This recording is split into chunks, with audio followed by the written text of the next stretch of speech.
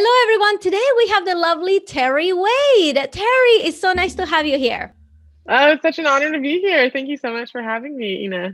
It is quite a pleasure. I like to do my research and I can't wait to dive into your story. But before we start, can you tell everyone what is it that you do right now and who do you do it for?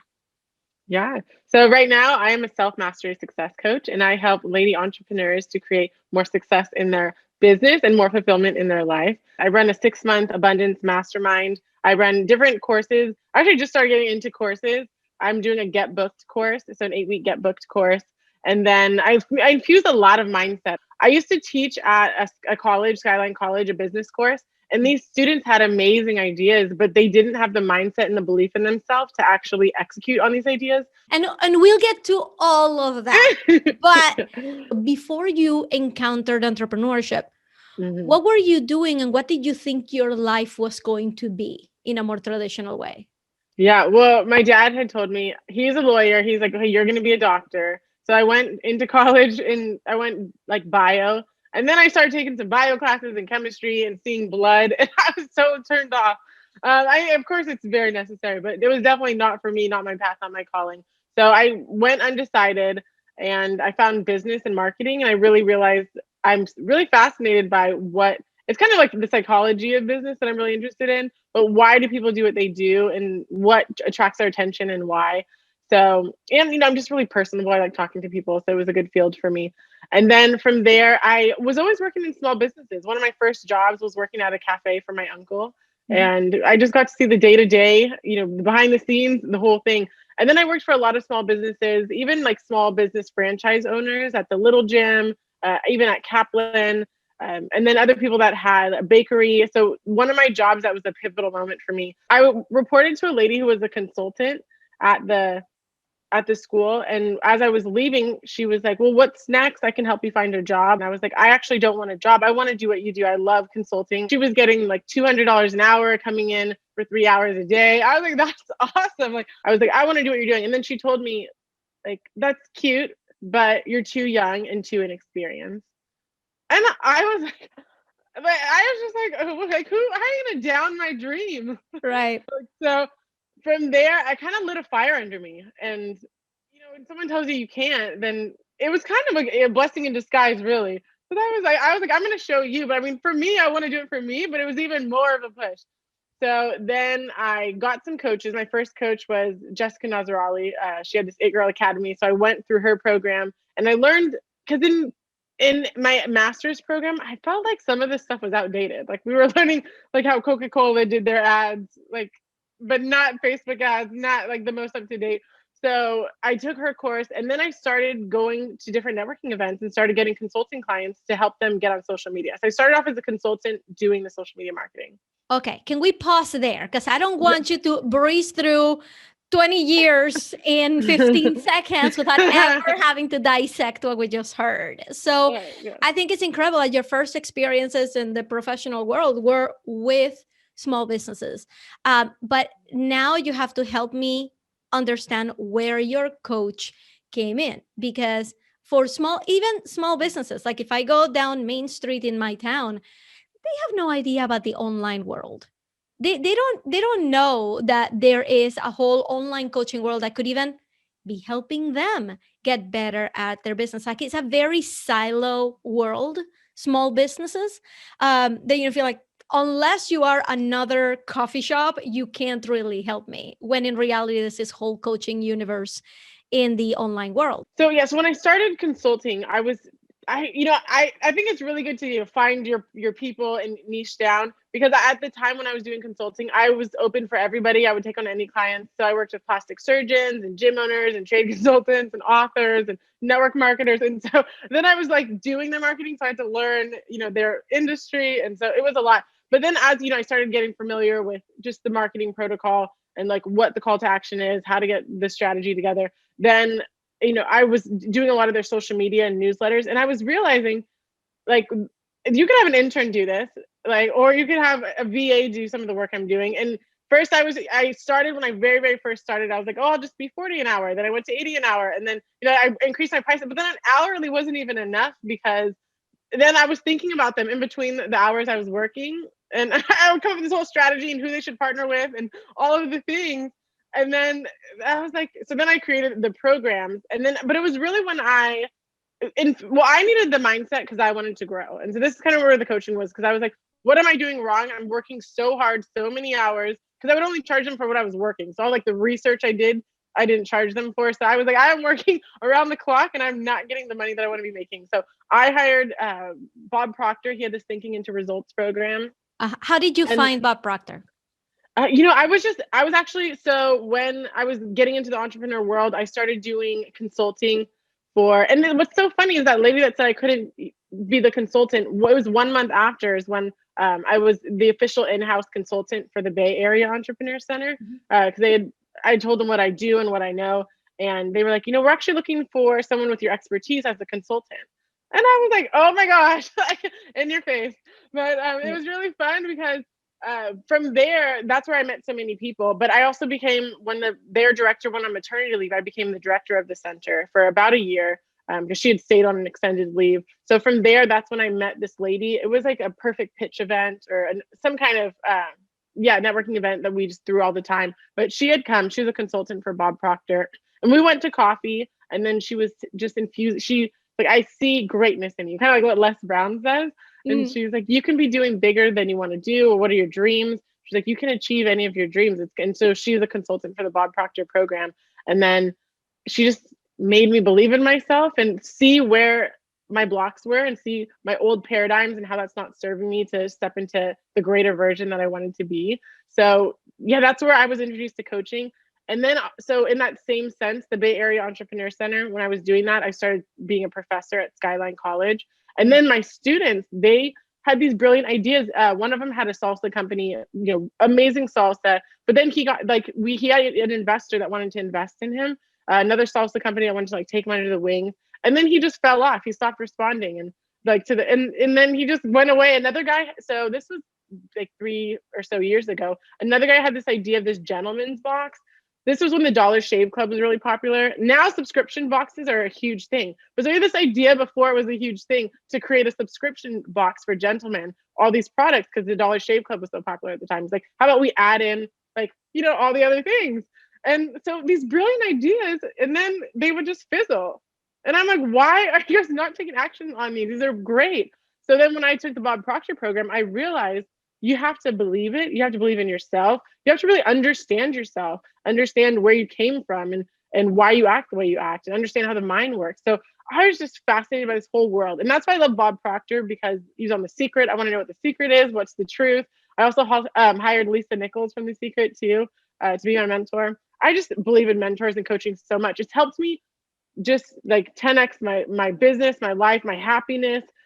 So that's where I was like, okay, I want to be a coach. So yeah, just kind of, going through the motions. It keeps taking actions one step at a time. It just gets a little bit more clear and a little bit more clear. So realizing the work I was doing was really something an intern could do. And so I was basically coaching the people I was working with and, infusing their mindset and, kind of telling them who they need to put together on their team, how they can get interns. So I was like, I feel more and I love education. That's why I got in the education industry. So it kind of came natural, but then I was like, what I'm doing is a lot of coaching more than just the logistical things.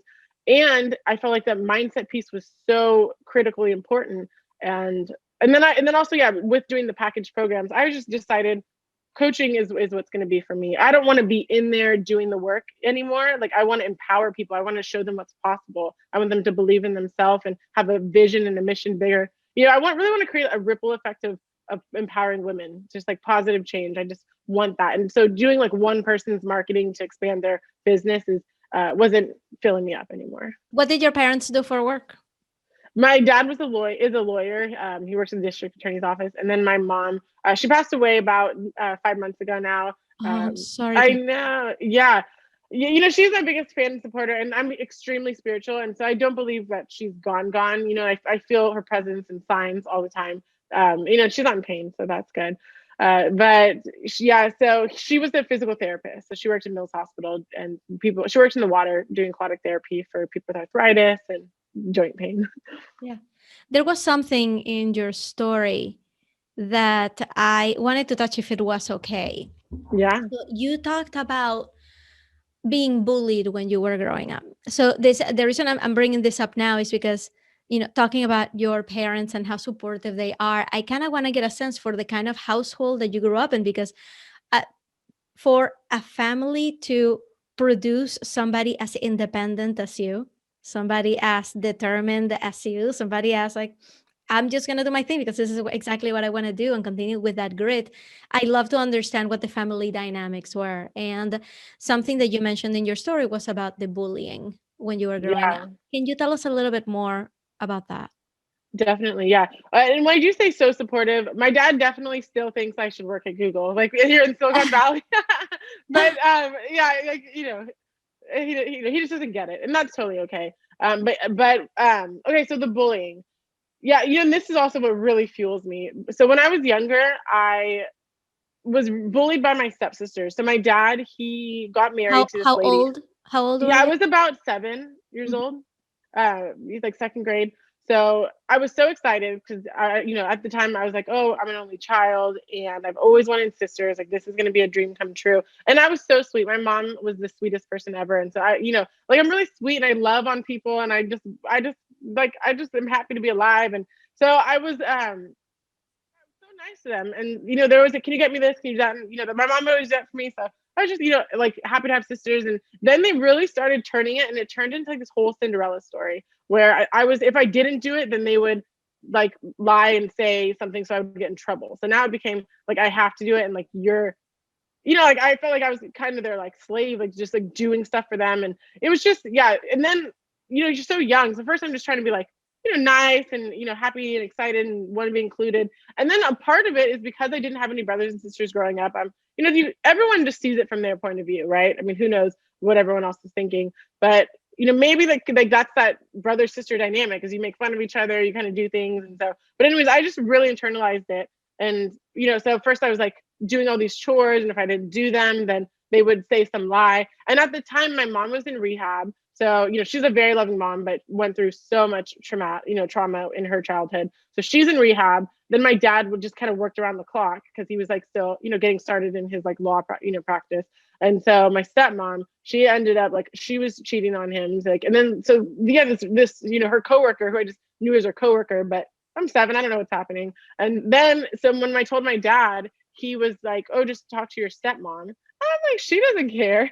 And then so yeah, it was just like I'm just so alone. And I was like, Yeah. what am I like? I don't want to be here.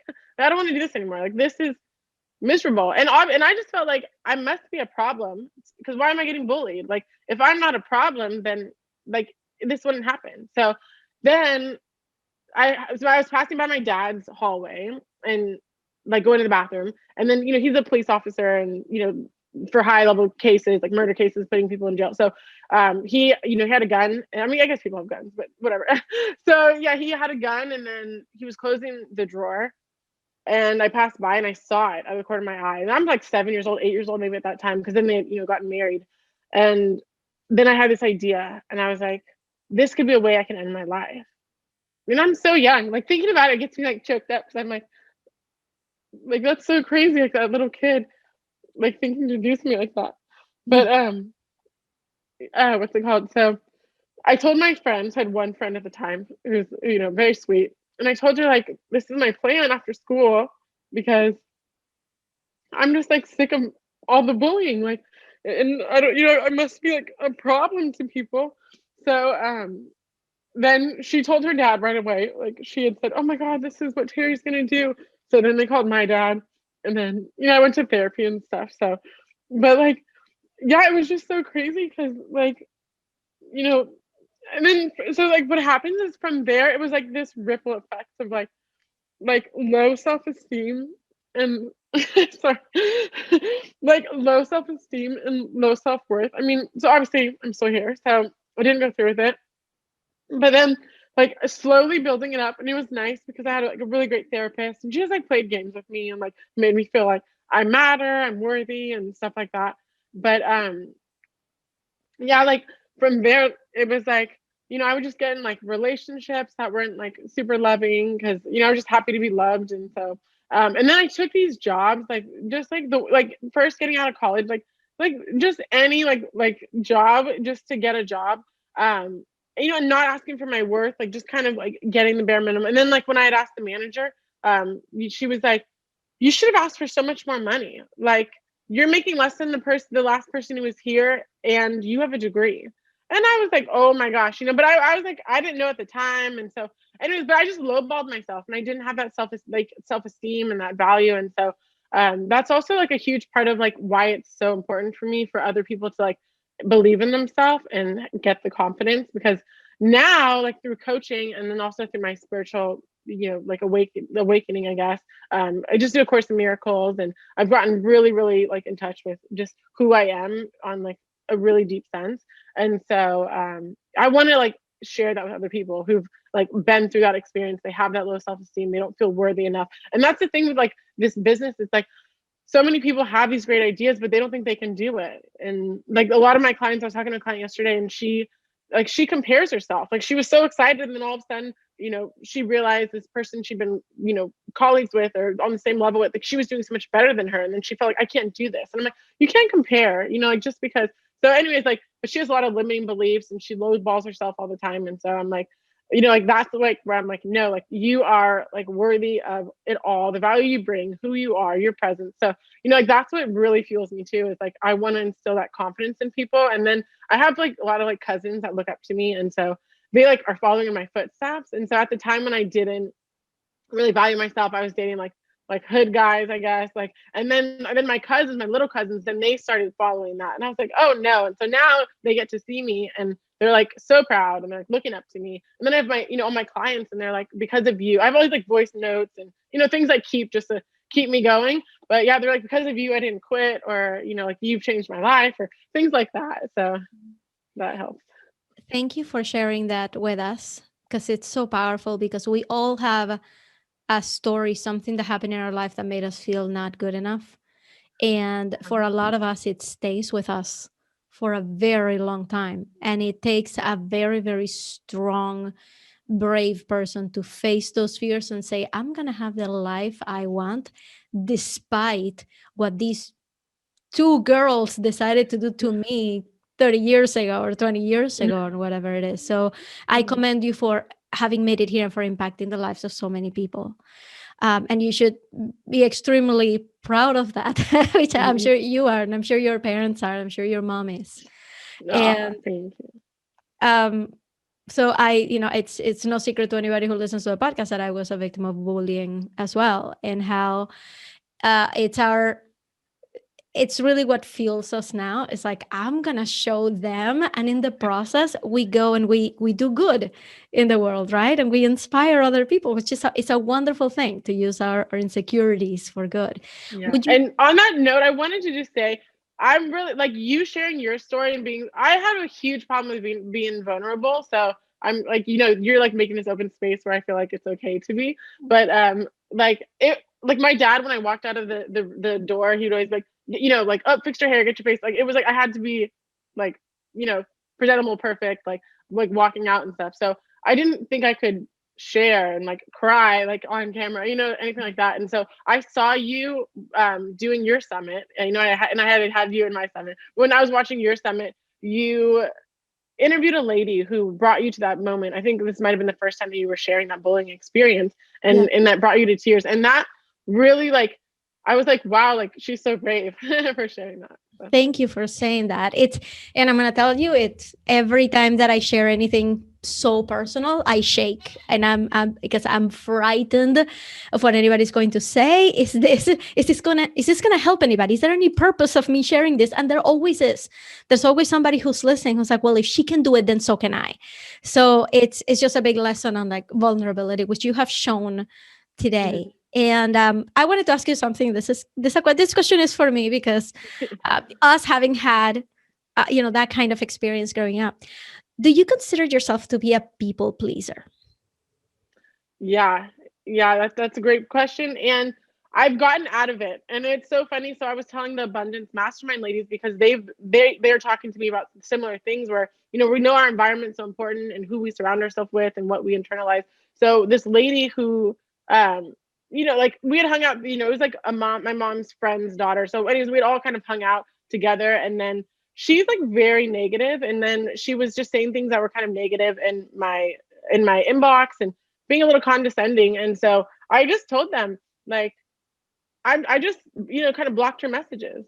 And I was like, because it was bringing me down, and I was Yeah. thinking about it, and then I was thinking, oh, is what I'm doing okay? And I know I have the best intention. I know what I'm doing is okay, and I'm always safe and protecting. I'm doing, all the procedures necessary. So yeah, so I just put her in my spam box. But before, the old me would have tried to explain myself, like, and yeah, I'm wanting to, like, yeah, maybe please her, or make the situation less awkward or whatever. But I was like, no, like, I'm not dealing with that, because what happens is, like, I don't want to bring that energy to my boyfriend, to, my family, to my community, to my clients. Like, that's even, so one person who's negative, just putting the, letting them be negative. And then, but at first I would have wanted to please them, but I've gotten to a point now where, I am me, and, take it or leave it. And I only want people that want me around anyways. Right. So, and it's, yeah, and I'm very positive. And so some people will say, why are you so positive? Like, they don't like it. And I'm like, that's totally okay. If my positivity offends you, like, don't be around me. Like, I don't want to deal with that anyways. I have loved getting to know you a little bit better, because you are such a larger than life creature. I mean, you're so confident, and you're so sweet, and like, everybody should just go and follow you, like, right now. We're gonna get there. Don't worry, everybody. I'm gonna ask her where we can follow her. But I'd love to peel the onion of where this came from, and you're such a genuine person. So it's just been so nice. But I would love to know at this point, what do you think is the biggest misconception that people have of you as a successful businesswoman? Well, I don't know if people have this anymore, but I know when I was younger, I guess I'm pretty outgoing now, so it's different. But yeah, when I was kind of going through, like, not feeling worthy, I was very quiet, and people thought I was unapproachable or maybe stuck up.